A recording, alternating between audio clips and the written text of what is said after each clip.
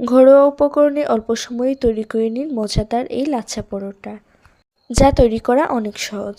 একটি চালনিতে নিয়ে নিচ্ছি 1.5 কাপ আটা, 1/2 কাপ গুঁড়া দুধ, 1/2 চামচ বেকিং পাউডার, পরিমাণ মতো লবণ, 1 টেবিল চামচ গুঁড়া চিনি দিয়ে ভালোভাবে ছেলে নিব।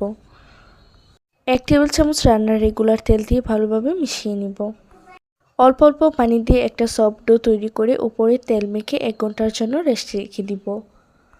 1 ঘন্টা পর ডোটাকে আরেকটু ভালোভাবে মথে 2টি লেচি কেটে নিব। পাতলা সাইজের একটা বড় রুটি তৈরি করে উপর দিয়ে তেল দিয়ে দিব।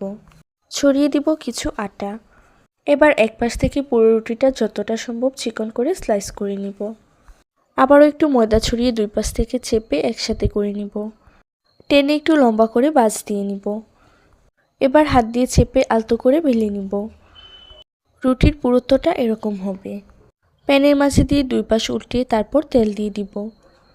এপাশ ওপাশ উল্টিয়ে লাল করে বেছে নিব। ভাজতে ভাজতে এক পর্যায়ে অনেকগুলো লেয়ার দেখা যাবে। সহজভাবে আজ শেয়ার করলাম লাচ্ছা পরোটা। ভিডিও ভালো লাগলে পেজ ফলো করবেন এবং চ্যানেল সাবস্ক্রাইব করবেন। আল্লাহ হাফেজ।